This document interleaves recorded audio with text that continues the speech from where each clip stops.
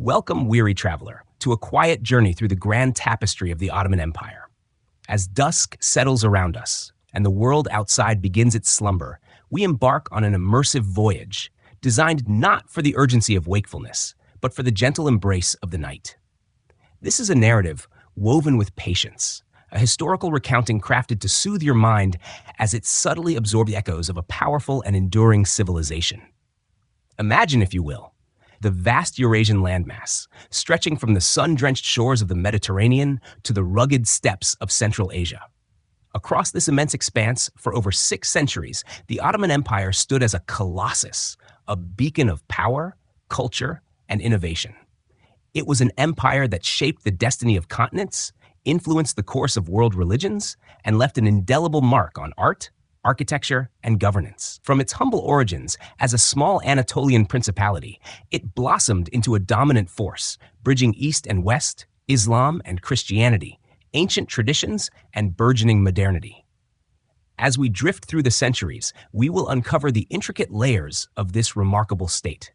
We begin not with thundering battles or pronouncements of grand decrees, but with the subtle whispers of its genesis. Picture the late 13th century, a time of flux and fragmentation in the Anatolian heartland. The once mighty Seljuk Sultanate of Rum, a formidable Turkish state in its own right, was in decline. Its power fractured by internal strife and the relentless pressures of the Mongol invasions. In this crucible of change, amidst a multitude of competing Turkic beyliks, small, independent principalities, a new star began to rise. This was the Beylik of Osman I, the founder whose very name would grace the empire that was to come. Osman, a leader of the Kaya tribe of Oghuz Turks, inherited a unique position. His lands, situated on the very frontier, or Uch, of the Byzantine Empire, were a magnet for Ghazis, zealous Muslim frontier warriors. These were not merely soldiers, they were adventurers, dreamers, and spiritual seekers, drawn by the promise of both earthly reward and heavenly merit in the struggle against the Christian Byzantines. This frontier environment fostered a martial spirit, but also a pragmatic adaptability, as the early Ottomans learned to coexist and interact with their Byzantine neighbors, absorbing technologies, administrative practices, and even artistic influences. Their initial expansion was gradual, almost organic. Rather than grand, sweeping campaigns, it was a steady process of assimilation and consolidation. Villages and towns were brought under their sway, often through negotiation and strategic alliances, as much as by force of arms. The promise of justice, security, and a more stable administration appealed to populations tired of the chaos of fragmented rule. The Ottomans, even in these early stages, displayed a remarkable degree of religious tolerance, allowing Christian communities to largely maintain their customs and churches, provided they accepted Ottoman suzerainty and paid their taxes. This pragmatism would become a hallmark of their success, a testament to their ability to integrate diverse peoples into a unified framework. Imagine the early Ottoman towns, bustling with a quiet energy, markets where Turkish, Greek, and Armenian were spoken alongside each other, artisans crafting intricate ceramics and textiles, while scholars quietly debated religious texts in nascent madrasas. Life, though often challenging, carried a certain rhythm dictated by the seasons and the subtle cadences of daily prayer. The call to prayer, the adhan, echoing across the valleys, would have been a familiar sound, a marker of time, a spiritual anchor for the Muslim inhabitants, yet not an oppressive presence for others. As we delve deeper, we will encounter the foundational figures who built upon Osman's legacy. His son, Orhan Gazi, was a pivotal figure, transforming the nascent Beylik into a more structured state. He captured the strategically vital city of Bursa in 1326, making it the first significant Ottoman capital. This was more than just a military conquest. It was a symbolic act, establishing a fixed center for the burgeoning state, allowing for the development of institutions, mosques, and public baths, the very sinews of an emerging urban civilization. Orhan also laid the groundwork for the Janissaries, an elite infantry corps that would become one of the most formidable fighting forces in the world. Recruited initially from Christian boys through the Devshirme system, trained and converted to Islam, serving the Sultan directly with unparalleled loyalty. This controversial but effective system provided the empire with a dedicated and highly disciplined military backbone. The early sultans, with their blend of military prowess and administrative acumen, laid the groundwork for an empire that would expand rapidly, driven by a combination of strategic ambition, religious zeal, and pragmatic governance. They understood the importance of infrastructure, building bridges, roads, and caravanserais, resting places for travelers and merchants that facilitated trade and communication across their expanding territories. These were not mere conveniences. They were arteries that nourished the growing body of the empire, ensuring the smooth flow of goods, ideas, and people. Consider the landscape as it transformed under Ottoman rule. Where once there were scattered settlements, now emerged vibrant towns. Where once there were isolated communities, now existed interconnected networks. The very fabric of society was being rewoven, thread by thread, into a grander, more cohesive design. The Ottoman state, even in its formative years, was characterized by a meticulous attention to detail in its administration, a careful recording of lands and populations, and a sophisticated legal system based on Islamic law, Sharia, alongside customary law, Urfi. This blend of legal traditions allowed for a flexible and adaptable governance, able to cater to the diverse needs of its multi-ethnic and multi-religious populace. As the scent of night deepens, let your mind drift with the gentle flow of this historical narrative. We are merely at the threshold, observing the nascent stirrings of a power that would soon redefine the world. The early Ottomans, with their quiet determination and strategic brilliance, were sowing the seeds of an empire whose reach would extend across 3 continents, whose cultural achievements would dazzle, and whose legacy would resonate for centuries to come. Prepare to be immersed in the unfolding story of a civilization that built bridges not only across rivers and valleys, but also between cultures and epochs. This is the beginning of our journey into the magnificent past of the Ottoman Empire, a journey designed for peaceful reflection as you fall into a restful sleep. As our journey through the nascent stages of the Ottoman Empire settles into the quiet rhythm of the night, we now drift forward into a period of remarkable expansion and the consolidation of its core institutions. From the humble principality on the Byzantine frontier, the Ottomans began to carve out a true empire, a process that was as much about astute diplomacy and administrative innovation as it was about military might. With Bursa established as its first significant capital, a new era of urban development began. Imagine the quiet clatter of stonemasons and carpenters, the steady rhythm of construction in mosques, madrasas, religious schools, imarets, soup kitchens, and hammams, public baths, rose from the ground.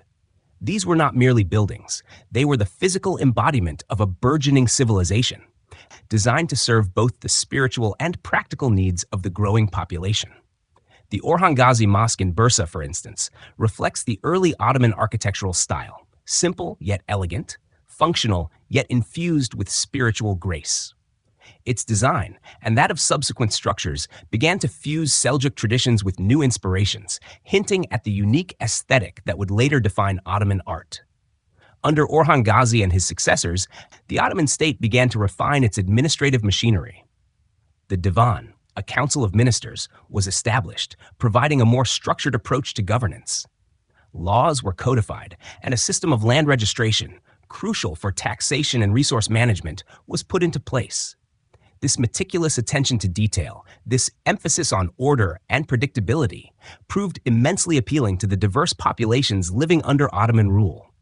For many, the stability offered by the Ottomans was a welcome respite from the constant feuds and uncertainties that often plagued other regional powers. The most defining innovation of this period, however, was the development of the Janissary Corps.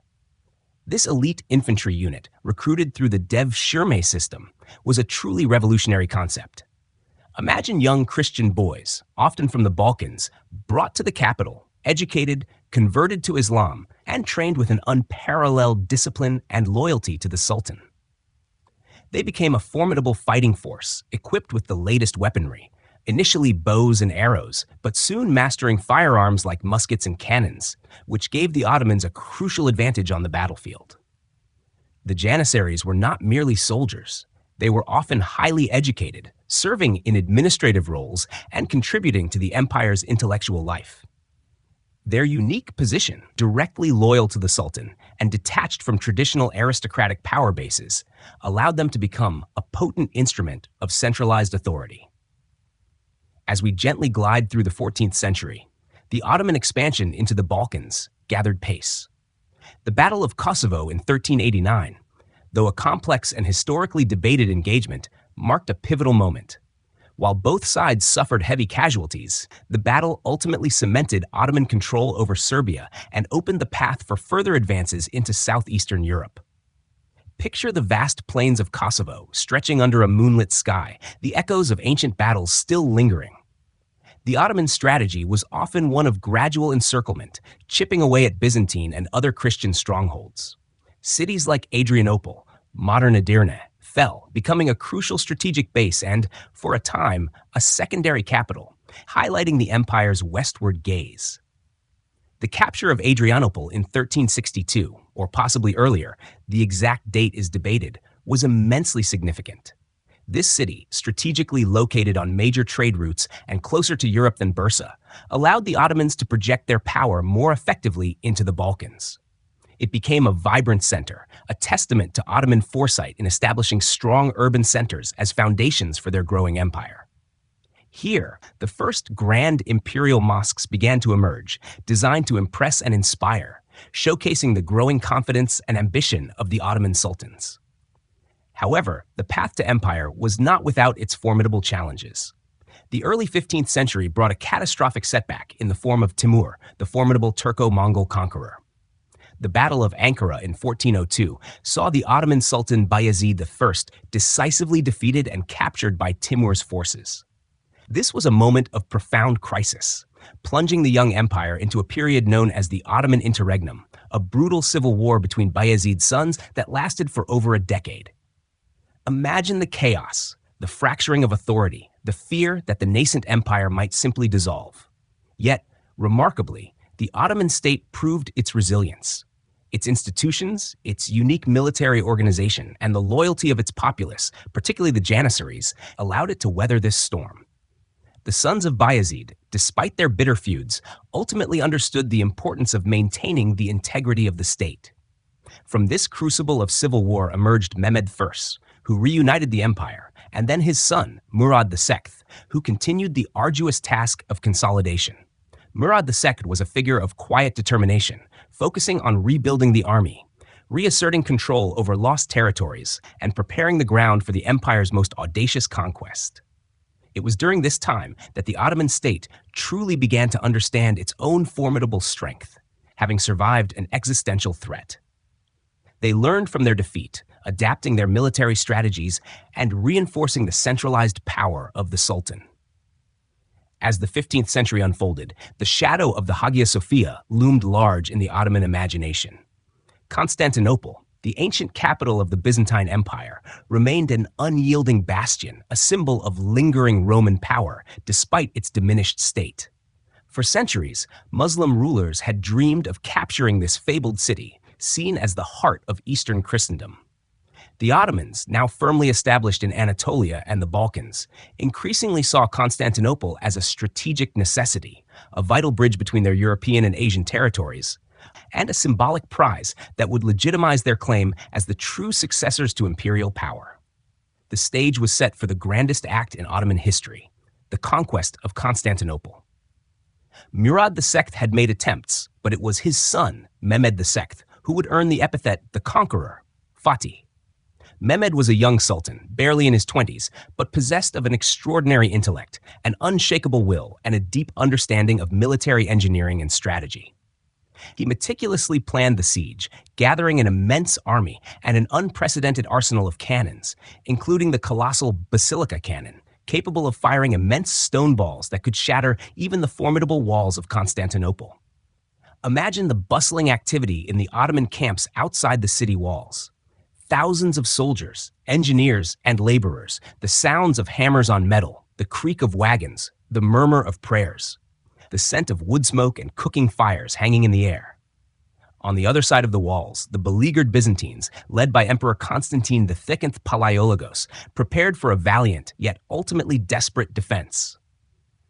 The contrast between the two forces was stark, a vibrant, expanding empire against a fading remnant of a glorious past. The siege itself, lasting 53 days in the spring of 1453, was a testament to both Ottoman determination and Byzantine resilience.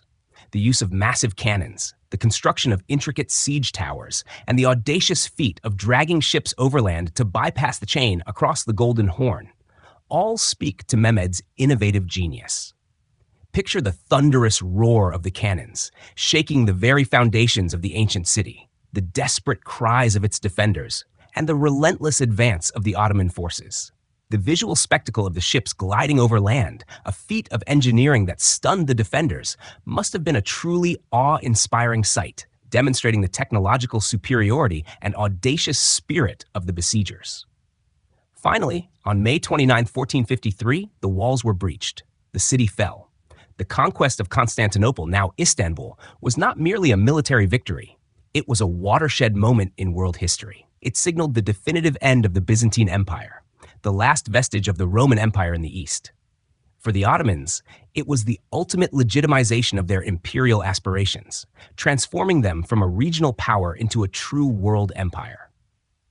Mehmed II immediately set about transforming the city, converting the majestic Hagia Sophia into a mosque, but also initiating a massive rebuilding program, inviting people from across his empire to resettle, and ensuring the protection of Christian and Jewish communities, demonstrating a pragmatic and inclusive approach to governance that characterized the early empire. The fall of Constantinople reverberated across Europe and the Islamic world, confirming the Ottomans as a major power. It was a clear sign that a new global order was emerging, one shaped significantly by this dynamic new empire. As you rest, ponder the profound impact of this single event. The end of an ancient era and the dawn of a new imperial age, all unfolding under the watchful eye of a young, visionary sultan. Having witnessed the pivotal fall of Constantinople and its transformation into Istanbul, we now glide into the golden age of the Ottoman Empire, a period often regarded as its zenith, characterized by unparalleled expansion, immense wealth, and a flourishing of arts and sciences. This era, primarily encompassing the 16th century, saw the empire reach its widest geographical extent and exert its most profound influence on global affairs. The architect of much of this grandeur was Sultan Suleiman I, known in the West as Suleiman the Magnificent, and to his own people as Kanuni, the lawgiver. His reign, from 1520 to 1566, truly defines this golden age. Imagine a monarch who was not only a brilliant military strategist, but also a profound patron of culture, a meticulous administrator, and a poet in his own right. Suleiman embodied the ideal of the universal ruler, skilled in warfare and governance, but also deeply committed to justice and the flourishing of his realm. Under Suleiman, the Ottoman military machine, already formidable, reached new heights of efficiency and power. The Janissaries, now fully equipped with firearms, were an unstoppable force on the battlefield. The Ottoman Navy, too, became a dominant power in the Mediterranean, thanks to brilliant admirals like Barbarossa Hayreddin Pasha. Imagine the sight of the Ottoman fleet, with its majestic galleys adorned with banners, sailing across the azure waters, projecting Ottoman power far and wide. This naval strength was crucial for controlling trade routes and challenging European powers like Spain and Venice. The empire's expansion during Suleiman's reign was breathtaking. To the west, the Ottomans pushed deeper into Europe, culminating in the Battle of Mohacs in 1526, a decisive victory over the Kingdom of Hungary, which effectively brought central Hungary under Ottoman control for nearly 150 years. Imagine the vast plains of Hungary, once a bulwark against Ottoman expansion, now opening up to Ottoman influence. The Siege of Vienna in 1529, though ultimately unsuccessful, showcased the sheer scale of Ottoman ambition, bringing their armies to the very gates of Habsburg power. While Vienna remained unconquered, the psychological impact of this near miss reverberated across Europe. To the east, Suleiman consolidated Ottoman control over Mesopotamia, including the holy cities of Mecca and Medina, affirming the Ottoman Sultan's role as the protector of Islam's holiest sites and solidifying his claim to the title of caliph. Imagine the caravans, laden with pilgrims and goods, traversing the vast deserts, all under the protective mantle of the Ottoman Empire. The Mamluk Sultanate of Egypt and Syria had already been absorbed by Suleiman's predecessor, Selim I, in 1517, bringing immense wealth and strategic territories under Ottoman rule. This conquest was particularly significant as it gave the Ottomans control over the lucrative Red Sea trade routes and access to the spice trade. The economic prosperity of the empire during this period was immense. Istanbul, the imperial capital, became the nexus of global trade routes, connecting east and west. Spices from India, silks from China, coffee from Yemen, and furs from Russia all flowed through Ottoman lands.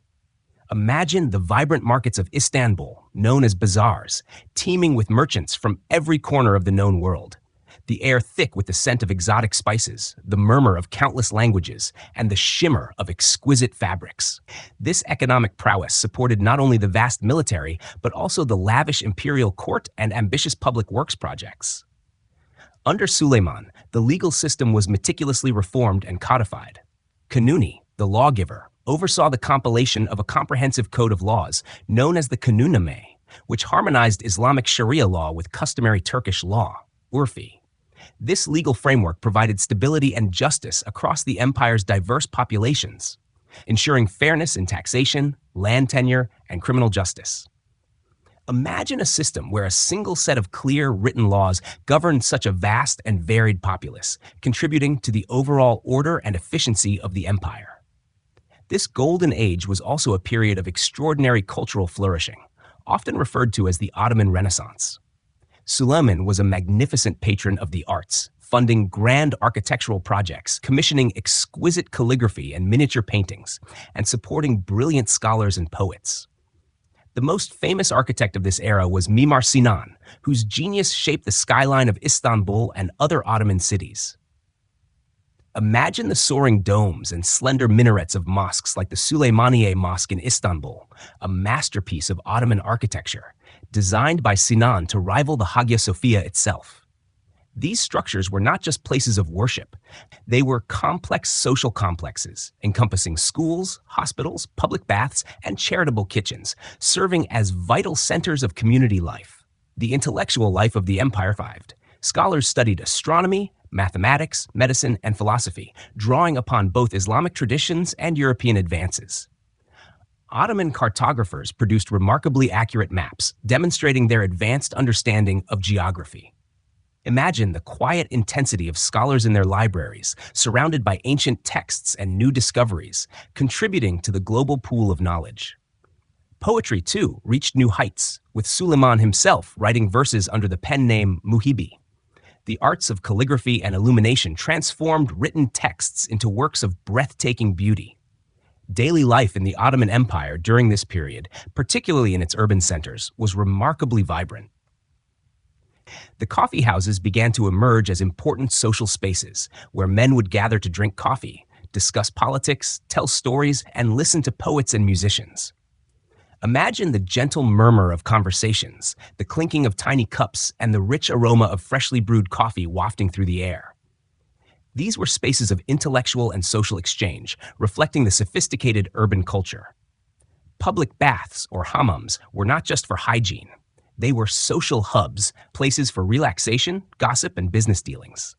The empire, despite its Islamic foundation, was remarkably diverse.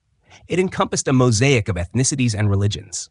Turks, Arabs, Kurds, Greeks, Armenians, Jews, Slavs, and many more. The millet system provided a degree of autonomy to non-Muslim religious communities, allowing them to govern their own affairs under their own religious laws, as long as they remained loyal to the Sultan and paid their taxes. Imagine a vast tapestry woven from countless threads of different colors, each distinct yet contributing to the overall design. While certainly not without its challenges and limitations, this system allowed for a degree of religious and cultural coexistence that was often rare in the pre-modern world. As the 16th century drew to a close, and even after Suleiman's passing, the momentum of this golden age continued for a time. The empire's institutions were strong, its economy robust, and its cultural influence far-reaching. However, the very size and complexity of the empire also sowed the seeds of future challenges. Maintaining control over such a vast and diverse territory Managing the shifting dynamics of global trade and adapting to new military technologies would become increasingly difficult tasks. But for now, as you drift deeper into rest, envision the splendor of Suleiman's court, the bustling streets of Istanbul, the majestic mosques of Sinan, and the vast reach of an empire at its magnificent peak. This was a time when the Ottoman world was a beacon of power, prosperity, and cultural achievement, casting a long and influential shadow across Europe, Asia, and Africa. As the grandeur of Suleiman's reign begins to recede into the gentle mists of history, our quiet narrative now carries us into a period of profound transformation for the Ottoman Empire. The 17th and 18th centuries, while still witnessing moments of strength and influence, were marked by internal challenges, shifting global dynamics, and a gradual, yet undeniable, reorientation of the empire's position in the world. This was not a sudden collapse, but rather a slow, complex process of adaptation and, at times, struggle. The sheer size of the empire, once its greatest asset, began to pose significant administrative difficulties. Imagine trying to govern vast territories stretching from North Africa to the Arabian Peninsula, from the Balkans to the Caucasus, with communications that were still dependent on couriers and slow transport. The centralized control that characterized Suleiman's era started to loosen.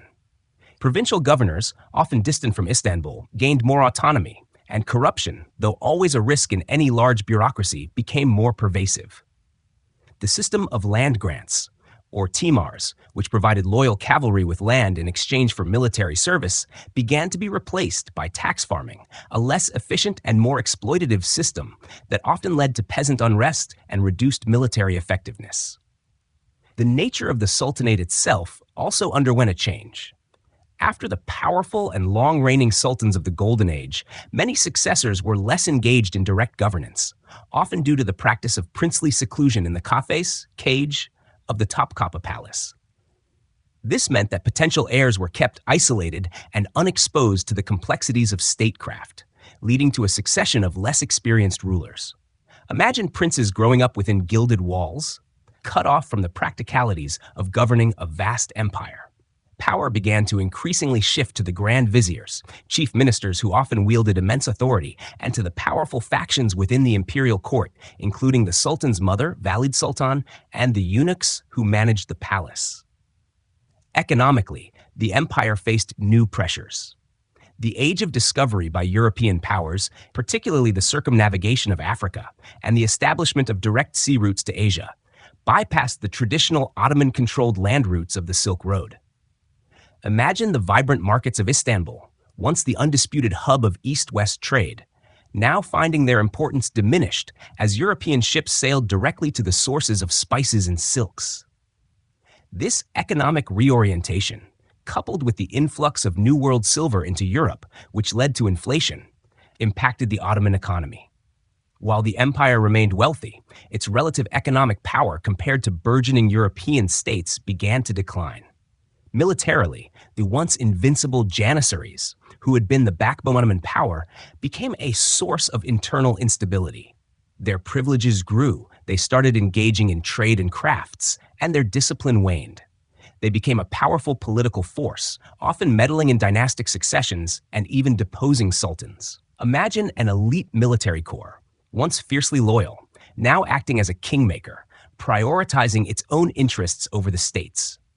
While still a formidable force, their resistance to adopting new military technologies, particularly in the face of rapid European advancements in firearms and artillery, began to put the Ottomans at a disadvantage in conflicts with European powers like the Habsburgs and Russia.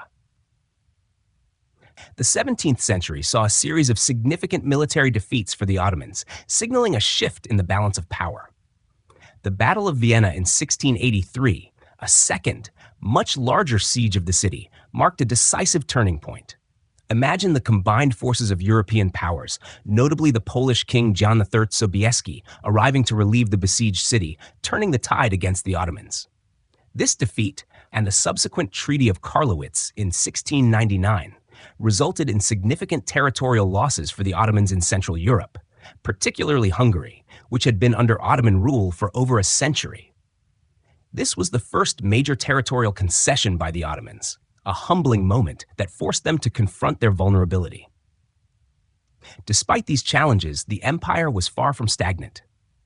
Efforts at reform were attempted by various sultans and grand viziers who recognized the need for change.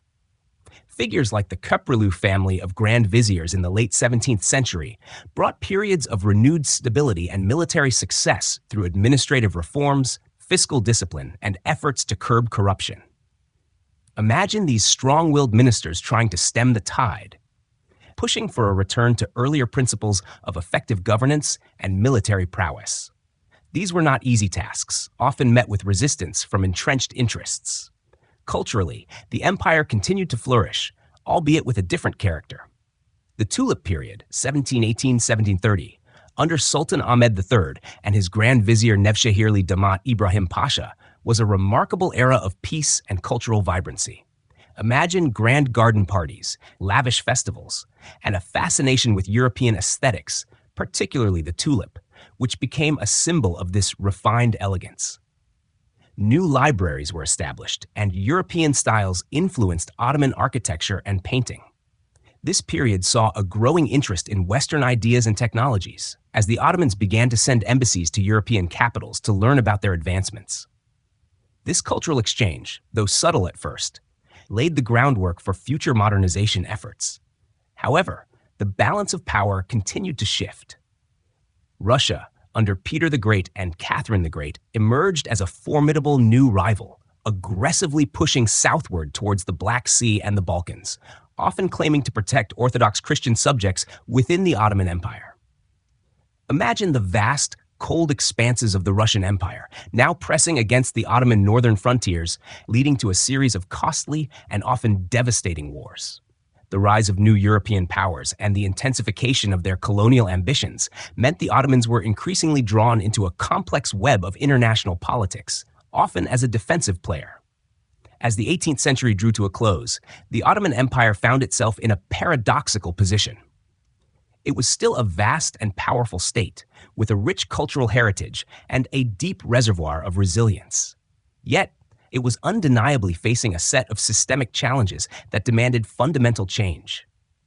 The gap in military technology and economic organization between the Ottomans and the leading European powers was widening. The internal structures that had once provided strength now often contributed to inertia. As you allow these historical currents to wash over you, consider the immense complexity of an empire, grappling with its own internal dynamics while facing an increasingly competitive global stage. The quiet hum of the night invites reflection on the subtle processes of change, the gradual ebb and flow of power, and the enduring spirit of a civilization striving to adapt. The Ottoman Empire, in these centuries, was not declining into oblivion, but rather transforming, painfully and slowly, towards a new chapter in its long and storied history. As the subtle shifts of the 17th and 18th centuries gave way to the dawn of the 19th, our quiet journey brings us to a period of intensified efforts at reform and modernization within the Ottoman Empire. This era, often dubbed the Tanzimat, or reorganization, marked a conscious and ambitious attempt by the Ottoman state to revitalize itself in the face of growing European power and internal pressures. It was a time of immense intellectual ferment, ambitious decrees, and often frustratingly slow implementation. Imagine the Ottoman elite, particularly reform-minded sultans and statesmen, looking westward with a blend of admiration and apprehension. They observed the industrial and military advancements of European powers like Britain, France, and Russia, realizing that the empire needed to adapt to survive in this new geopolitical landscape. The primary goal of the Tanzimat reforms, initiated in the late 1830s and continuing for several decades, was to centralize and rationalize state power, adopt Western-style institutions, and create a more unified and loyal citizenry. The Hatta Sharif of Gülhane in 1839, issued by Sultan Abdülmecid I, is considered the foundational document of the Tanzimat. Imagine this decree being publicly read in a grand ceremony, proclaiming radical principles.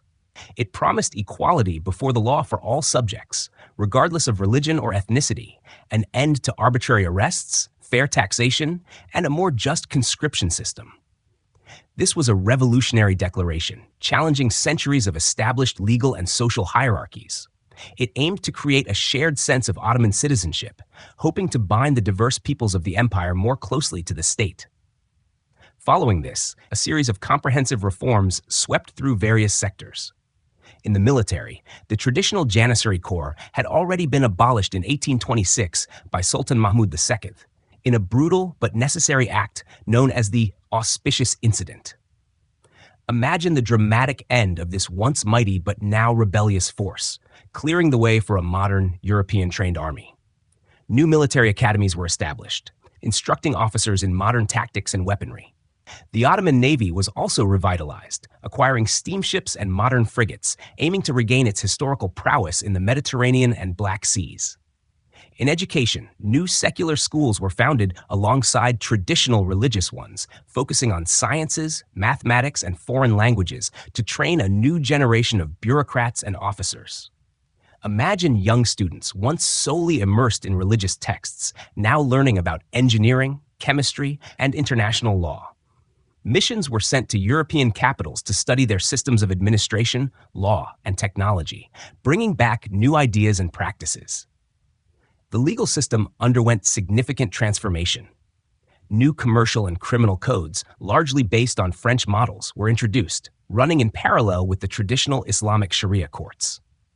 Imagine a complex legal landscape where different legal traditions coexisted, sometimes harmoniously, sometimes in tension. New secular courts were established, and efforts were made to ensure a more impartial judiciary. This was part of a broader push to bring the empire's legal framework more in line with international norms, particularly to facilitate trade and diplomatic relations with European powers. Economically, attempts were made to modernize finance and infrastructure. New state banks were established, and efforts were made to improve tax collection. Investments were made in railways and telegraph lines, crucial for improving communication and facilitating trade across the vast empire. Imagine the quiet hum of telegraph wires stretching across the Anatolian plains, connecting distant cities in a way previously unimaginable. These infrastructural developments, though often financed by European loans, were vital for integrating the empire economically and administratively. Despite these ambitious reforms, implementation was often slow, inconsistent, and met with significant resistance. Conservative elements within the religious establishment and traditional elites viewed the reforms as an abandonment of Islamic principles and Ottoman traditions. Non-Muslim communities, while benefiting from the promises of equality, sometimes felt that the reforms didn't go far enough, or that they were merely a facade. The growing influence of European powers, often leveraging the empire's financial weaknesses and its diverse ethnic and religious groups, further complicated the reform process. The Eastern Question, the strategic competition among European powers over the declining Ottoman Empire's territories, became a dominant theme in 19th century international relations. Amidst these administrative and political changes, daily life for many Ottomans continued much as it had. In rural areas, the rhythms of agricultural life, dictated by the seasons and local customs, largely persisted. In the bustling cities like Istanbul, Izmir, and Salonika, new ideas and technologies slowly began to integrate into the fabric of daily life. Western fashions might appear alongside traditional attire. New printing presses disseminated newspapers and books, fostering a nascent public sphere. Imagine the quiet murmur of intellectual debate in coffee houses and salons, as people grappled with new concepts of citizenship, nationhood, and modernity. The rise of nationalism among the empire's diverse ethnic groups, particularly in the Balkans, posed an increasingly severe threat. Inspired by European nationalist movements, Serbs, Greeks, Bulgarians, and others began to demand greater autonomy or outright independence. Imagine the quiet but growing whispers of national identity, challenging the centuries-old multi-ethnic and multi-religious fabric of the empire. The empire found itself embroiled in numerous conflicts and crises aimed at suppressing these nationalist uprisings and defending its territorial integrity against opportunistic European powers. The Crimean War, 1853 to 1856, for instance, saw the Ottomans, supported by Britain and France, fighting against Russia, highlighting the empire's reliance on European alliances to counter Russian expansionism. By the late 19th century, under Sultan Abdulhamid II, a new phase of modernization emerged, often characterized by a more autocratic approach. Abdulhamid recognized the need for reform, but was deeply wary of the liberal tendencies of the Tanzimat. He focused on strengthening central authority, building railways, like the ambitious Hejaz Railway to Medina, which greatly facilitated pilgrimage and military movement, expanding the telegraph network, and developing education, while simultaneously employing a vast spy network and suppressing dissent.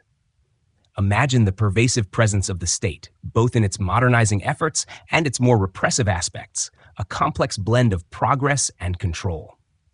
As the quiet hours of the night deepen, reflect on this era of paradox. An empire simultaneously striving for modernization and struggling with the centrifugal forces of nationalism and external pressures. The Ottoman Empire was no longer the unchallenged power it had been, but it was far from a dying entity. It was a resilient civilization undergoing a profound internal transformation, trying to find its place in a rapidly changing world. The echoes of these reform efforts and the challenges they faced would continue to resonate into the empire's final years. As our quiet journey approaches its culmination, we drift into the final, tumultuous decades of the Ottoman Empire, a period marked by intense internal struggle, accelerating external pressures, and ultimately, its dissolution. The early 20th century witnessed the culmination of centuries of gradual decline, the rise of new ideologies, and a world plunged into unprecedented conflict. By the turn of the 20th century, the Ottoman Empire was often referred to by European powers as the sick man of Europe. This rather condescending term belied the empire's enduring resilience and the significant modernization efforts that had taken place. However, it accurately reflected its precarious geopolitical position.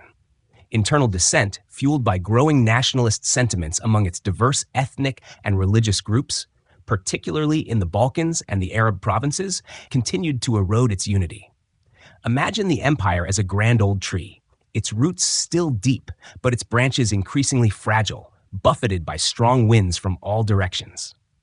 The reign of Sultan Abdulhamid II, which dominated the late 19th and early 20th centuries, represented a complex blend of modernization and authoritarianism.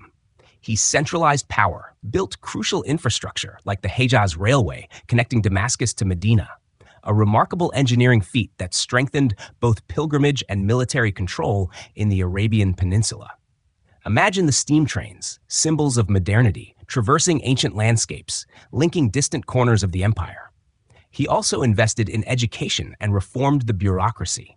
Yet, his rule was also characterized by intense suppression of dissent, censorship, and the use of a vast intelligence network, as he sought to maintain control over an increasingly fragmented state.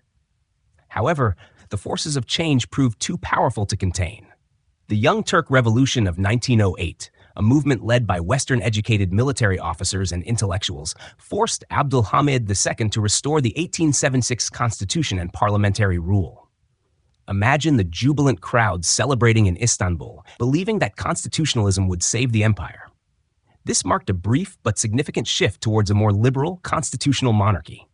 However, the Young Turks, while initially advocating for unity and Ottomanism, the idea of a shared Ottoman identity, gradually adopted a more Turco-centric nationalist ideology in response to continued territorial losses and the persistent challenges of multi-ethnic governance.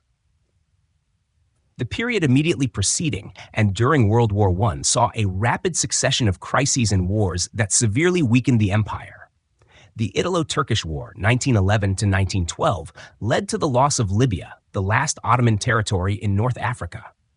This was immediately followed by the Balkan Wars, 1912 to 1913, a series of conflicts that saw a coalition of Balkan states, Serbia, Bulgaria, Greece, and Montenegro, virtually expel the Ottomans from Europe, retaining only a small foothold around Istanbul. Imagine the shock and despair as centuries of Ottoman presence in the Balkans was dramatically rolled back in just a few short years, leading to massive refugee flows and widespread disillusionment. These defeats profoundly impacted the Ottoman psyche and bolstered the power of the Committee of Union and Progress, CUP, the dominant faction of the Young Turks, who increasingly sought to centralize power and assert Turkish national identity. The empire, though vast, was now largely confined to Anatolia, Mesopotamia, and the Arab provinces. When World War I erupted in 1914, the Ottoman Empire, seeking to regain lost territories and align with a powerful European bloc, controversially entered the war on the side of the Central Powers, Germany and Austria-Hungary. Imagine the fateful decision to cast its lot with a losing side, driven by a desperate hope for resurgence. This decision proved fatal. The empire was thrust into a grueling multi-front war, fighting against Russia in the Caucasus, Britain in Mesopotamia and the Levant, and Allied forces at the Gallipoli Campaign, 1915 to 1916, where Ottoman forces, under the command of Mustafa Kemal, later Ataturk, achieved a remarkable defensive victory, denying the Allies control of the Dardanelles. Despite moments of military prowess, the war utterly exhausted the empire's resources and manpower. The Arab Revolt, supported by the British, further weakened Ottoman control in its Arab provinces. Tragically, this period also witnessed immense suffering, including the Armenian deportations and massacres, a dark chapter in Ottoman history that remains a contentious issue. As the Central Powers collapsed in late 1918, the Ottoman Empire too was defeated. The Armistice of Mudros, signed in October 1918, effectively ended Ottoman participation in the war, leading to the occupation of Istanbul and the partitioning of vast portions of the empire by the victorious Allied powers. Imagine the humiliation of a once mighty empire, its capital occupied, its territories carved up by foreign powers, its very existence hanging by a thread. The final act of the Ottoman drama unfolded with the Turkish War of Independence, 1919-1922. Under the leadership of Mustafa Kemal Ataturk, a brilliant military commander from Gallipoli, Turkish nationalists resisted the Allied occupation and the terms of the Treaty of Sèvres, which proposed dismembering Anatolia. Imagine a popular movement rising from the ashes of defeat, determined to forge a new, independent nation-state from the remnants of the empire. This war, fought against various Allied forces and their proxies, ultimately led to the establishment of the modern Republic of Turkey. The Sultanate was formally abolished on November 1, 1922, ending 623 years of Ottoman imperial rule. Imagine the quiet, almost understated end to an institution that had once commanded vast armies and immense wealth. The last Sultan, Mehmed VI, departed Istanbul on a British warship. The Caliphate, the spiritual leadership of Sunni Islam, which the Ottomans had claimed since the early 16th century, was also abolished in 1924, separating religious authority from state power. The Ottoman Empire, after over 6 centuries, was no more. Yet its legacy is profound and enduring. It bequeathed a rich cultural heritage, stunning architecture that graces the skylines of Istanbul, Bursa, and Cairo, a legal and administrative tradition that influenced countless states, and a vibrant literary and artistic tradition. It shaped the geopolitical map of the Middle East, the Balkans, and North Africa, and its impact on the development of Islam is undeniable. The modern states that emerged from its dissolution, including Turkey, Egypt, Syria, Iraq, and many Balkan nations, carry the imprint of Ottoman rule in their languages, cultures, and institutions. As the final whispers of this historical narrative fade into the deep tranquility of the night, allow yourself to reflect on the long, complex, and ultimately transformative journey of the Ottoman Empire. From its humble beginnings to its glorious zenith, through its periods of adaptation and challenge, and finally to its peaceful dissolution, it was a civilization that left an indelible mark on the world. Its story is a testament to the cycles of rise and fall, the enduring power of human endeavor, and the constant flux of history. May your rest be deep and filled with the wisdom gleaned from this profound historical journey. Sweet dreams.